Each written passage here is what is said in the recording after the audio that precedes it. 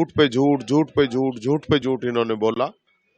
और वो जो भी वादे किए थे, चाहे वो 100 दिन में काला धन वापस लाने का हो, चाहे 2 करोड़ युवाओं को रोजगार हर वर्ष देने का हो, चाहे 15 लाख खाते में डालने का हो, चाहे किसान की आमदनी दुगनी करने का हो, चाहे डॉलर रुपया बरोबर करने का हो, चाहे डीजल पेट्रोल रसोई गैस सस्ती करने का हो, चाहे बेरोजगारी, भ्रष्टाचार, आतंकवाद, इन सब को खत्म करने का हो, एक भी वादे पे सरकार खरी नहीं उतरी।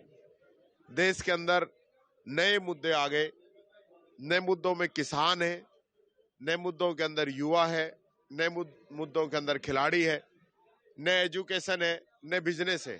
कोई भी आज मुद्दों के अंदर ये चीजें नहीं है। आज मुद्दे हैं, हिंदू मुस्लिम का मुद्दा है, कुकी मैतेई समाज का है, मराठा गैर मराठा का है, जाट नॉन जाट का है। ये सारी चीजें इस देश को खोखला कर रही है। जिस प्रकार से लोकतंत्र को कमजोर किया जा रहा है, प्रजातंत्र में जो जनता का मैंडेट रहता है उसको बाद में बदलते हैं, विधायकों से इस्तीफे दिलवा दिए जाते हैं, सीटें खाली करा ली जाती है, राज बदल दिए जाते हैं। ये लोकतंत्र का अपमान है। ईडी, इनकम टैक्स, सीबीआई कहीं भी पहुंच जाती है। सरकारी एजेंसियां जिनका दुरुपयोग किया जा रहा है, सुप्रीम कोर्ट के जजेस को प्रेस कॉन्फ्रेंस करनी पड़ती है। आप ये देखिए, airlines, railway, highways, port, LIC, BSNL, bank और जो नवरत्न कंपनियां हमारी हैं, भेल इंडिया है, गेल इंडिया है, सेल है, ऐसी सारी कंपनियों को बेचा जा रहा है। एक एक करके बेच रहे हैं और खरीदने वाले वही 2 लोग हैं। तो आप एक चीज को समझ सकते हैं कि देश की जो संपदा है, आज देश का जो इमरजेंसी का जो कोष था, वो कोष भी इन लोगों ने निकाल लिया। इन लोगों ने कहा कि हम चौकीदार हैं। चौकीदार ये हो गए, और उसके बाद मेहुल चोकसी, नीरव मोदी, ललित मोदी, विजय माल्या जैसे लोग लाखों करोड़ जनता के लेके चले गए। जब ये कहते हैं कि हम काला धन वापस लेके आएंगे, नोटबंदी करते हैं, अरबों खरबों का कर्ज जनता के सर पे मंड दिया, सारे नोट 100% वापस जमा हो गए, तो फिर काला धन गया कहां? ये जो मुख्य मुद्दे हैं जिनके, और इनकी विदेश नीति कुछ है नहीं। आज नेपाल जैसा देश हमको छोड़ के चला गया, श्रीलंका से हमारी नहीं बन रही है, पाकिस्तान से पहले ही हमारी लड़ाई चल रही है, चीन हमारी जमीन पे आके कब्जा कर रहा है, उसका हम इलाज नहीं कर पा रहे हैं। तो फिर क्या है कि विदेश नीति हमारी की किस दिशा में हम चल रहे हैं? तो कोई जो भारत सरकार को जो काम करने चाहिए थे, आज मोदी जी भारत के नाम पे, भारत के प्रधानमंत्री के नाम पे जो मान सम्मान पा रहे हैं, जो भारत देश को मिला है, उसको वो खुद का सम्मान समझते हैं। बाहर जाके भारत की गरीबी के बारे में बातें करते हैं, कहते हैं कि मैं तो बड़ा दुखी हूं, भारत जैसे देश के अंदर पैदा होके लोग ऐसा कहते थे। तो मैं समझता हूं ऐसा तो कभी भी किसी भारतीय ने नहीं कहा। हर भारतीय भारत को प्यार करता है, स्नेह करता है। आज ये लोग जिस प्रकार की नीति पे चल रहे हैं वो गलत है। सवाल करना चाहूंगा, जब भी कभी भी चुनाव होता है, एक नेता अपनी संपत्ति का ब्यौरा देता है, लेकिन वही संपत्ति उस चुनाव परिणाम के बाद में, जीतने के बाद में 70-80 गुना ज्यादा हो जाती है। उसके पश्चात में ऐसा भी बताया जा रहा है कि ईडी के छापे भी पड़ते हैं। तो जैसे आप कह रहे हैं कि बीजेपी डराने धमकाने का भी काम कर रही है, मेरा एक ऐसा सवाल है कि जनता के बीच में रहकर एक नेता कार्य करता है, लेकिन जनता उससे नाखुश होती है, लेकिन फिर दोबारा वो जनता के बीच में जाता है तो जनता के वायदों पर खरा नहीं उतार पाता। ऐसा हमने कई क्षेत्रों में राजस्थान के अंदर भी देखा है। देखिए, 5 उंगलियां बरोबर नहीं है। सब प्रकार के नेता हैं, सब प्रकार के लोग हैं। मैं अपनी बात करूंगा। संपत्ति, पहली बात तो 5 साल में आदमी कुछ ना कुछ कमाएगा भी नहीं क्या? आप ये मान के चलें कि 5 साल में किसी के पास 1 लाख थे तो 5 साल बाद 1 लाख ही रहेंगे।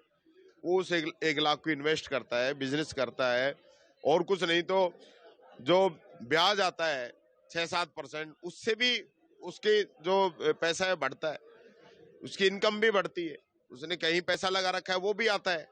तो उस चीज को आप ये देखिए, उसने पैसा किस तरीके से कमाया है। अगर वो आदमी अपना खुद का कोई काम कर रहा है, ईमानदारी से काम कर रहा है, राजनीति का उसके अंदर फायदा नहीं ले रहा है, तो उसकी संपत्ति अगर बढ़ रही है तो फिर कोई दिक्कत नहीं है। और कोई आदमी ऐसा है संपत्ति कुछ है नहीं, जैसे अमित शाह का लड़का जैसा, कितने पैसे उसने बिजनेस में लगाए, कितने लाखों करोड़ रुपए उसको प्रॉफिट हो गया, तो वो कौन सा जो फॉर्मूला है या कौन सा बिजनेस है, ये देश की जनता को बता दे तो इनके भी पैसे इतने गुना बढ़ जाएं तो इनका भी बेचारों का गुजारा हो जाए। गहलोत सरकार ने 5 साल सत्ता में रही तो लॉ एंड ऑर्डर की समस्या कई जगह पे रही, जैसे भीलवाड़ा है, कई ऐसे नृशंस हत्याएं भी रही, चाहे बलात्कार के मामले हैं वो देखे गए। तो उसके लिए क्या कहना चाहेंगे? आगे अगर सत्ता में फिर से आते हैं उनको रोका जाएगा?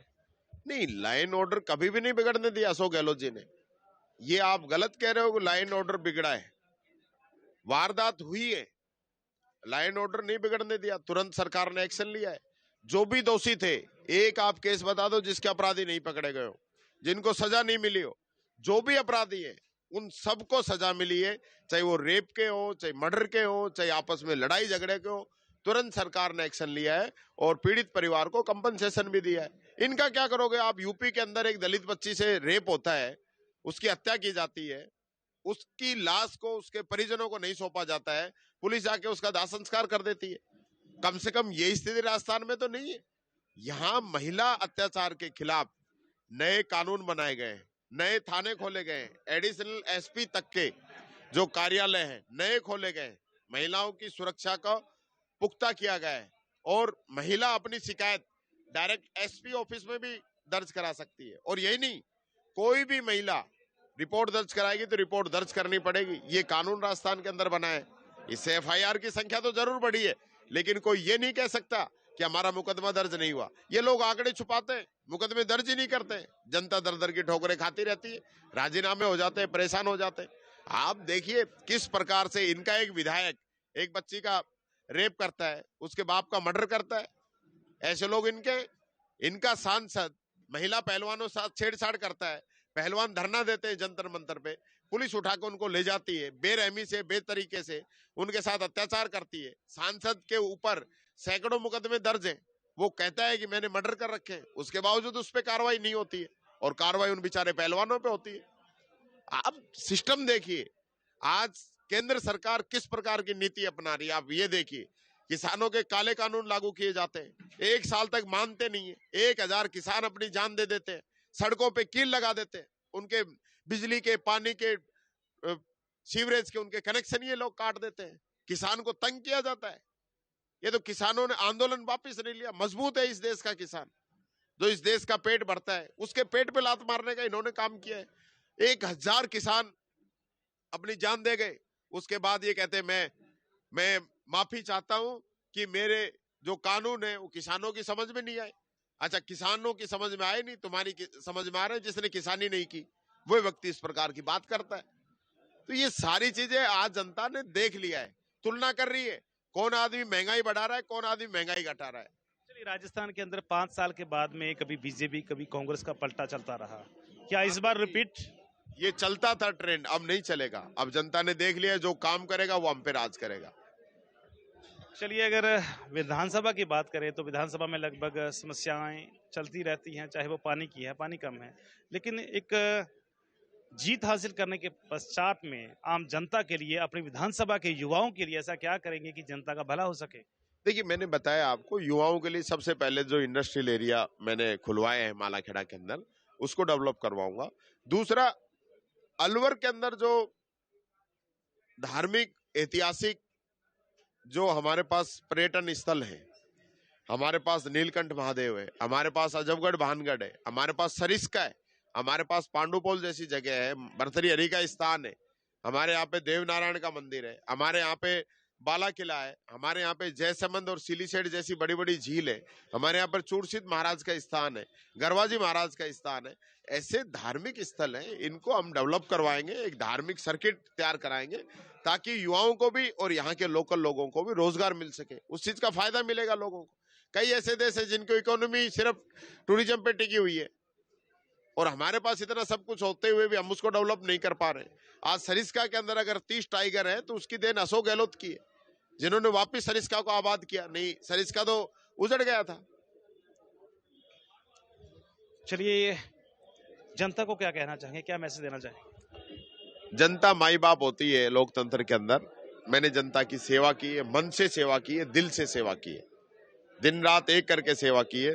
कोरोना के अंदर भी मैंने छुट्टी नहीं की, लोगों ने छुट्टी की होगी, ऑफिस बंद हो गए थे, लेकिन टीकाराम जूली लाइव आके भी लोगों की मदद कर रहा था, घर जाके भी लोगों की मदद कर रहा था, रेलवे स्टेशन पे भी जा रहा था, हॉस्पिटल में भी जा रहा था, लोगों की खाने की, मास्क की, सैनिटाइजर की, बेड की, रेमडेसिविर इंजेक्शन की, टोसलीजुमेब इंजेक्शन की, जो ऑक्सीजन कंसंट्रेटर आ रहे थे उनकी, टीकाराम जूली तो उस समय मदद कर रहा था। बीजेपी के कैंडिडेट है जयराम जाटव, बीजेपी पार्टी ने बड़ा सोच समझ के उनको मैदान में उतारा है कि पुराने कद्दावर नेता है, तो क्या लगता है कि मुकाबला कर पाएंगे आपका?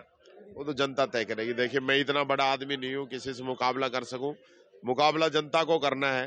वो घमंडी इंसान है, मैं उसके बारे में कुछ नहीं कहना चाहता। अहंकार उसके अंदर कूट कूट के भरा हुआ है। खुद ही 50,000 से जीता बैठा है, तो उसको वोट मांगने की कहाँ जरूरत है? तो घर बैठ जाए, 50,000 से जीत रहे तो। अक्सर देखा गया कई राज्यों में मोदी की लहर चली है, ऐसा तो नहीं कहीं मोदी की लहर चल रही है?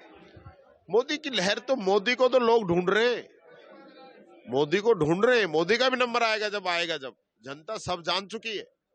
आज जाति और धर्म के नाम पे लड़ाकर वोट लेके बैठ जाना, वो जनता सब समझ चुकी है। मोदी बताए ना, मोदी का जो घोषणा पत्र आज से 10 साल पहले जो था, आज कौन सा वादा पूरा किया है? बताए तो सही। चलिए, हमारे साथ में मौजूद थे कांग्रेस के प्रत्याशी टीकाराम जूली अलवर ग्रामीण से, और मौजूदा विधायक व मंत्री भी है, जिन्होंने बड़ी बेबाकी के साथ में कहा कि जनता उन्हें प्यार करती है, समर्थन करती है और जीत का भरपूर दावा भी किया है। फिर से बता दें कि आज नामांकन पत्र भरने के लिए उनके साथ में हजारों की संख्या में समर्थक थे। ट्रैक्टर से लेके कारों तक का काफिला था, डीजे, ढोल, बैंड बाजे, ये सब कुछ देखने को मिला। यातायात थोड़ा बाधित जरूर हुआ, यातायात से परेशानी तो हुई लोगों को। उसके लिए मेरी वजह से जो दिक्कत लोगों को हुई, उसके लिए मैं माफी चाहता हूं। लेकिन हमारा जो प्रोग्राम था वो ऑलरेडी दिया हुआ था और प्रशासन को इसकी सूचना दे दी थी। परमिशन लेके हमने रैली की है। तो चुनावी दौरे जारी रहेंगे अभी से मैं तो निकल रहा हूँ वापिस। आपसे मुलाकात हुई और मैं निकला मेरे काम पे।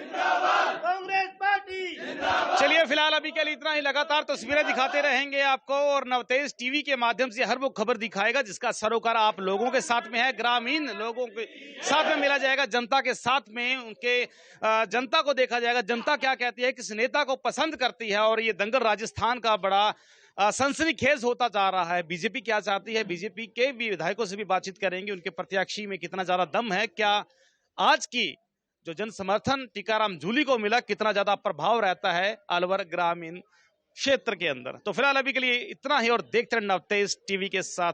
देश और दुनिया की हर बड़ी खबर के लिए सब्सक्राइब करें नवतेज टीवी, और पल पल के अपडेट्स के लिए बेल आइकन को दबाना ना भूलें, क्योंकि आपकी खबरों का भरोसेमंद साथी है नवतेज टीवी।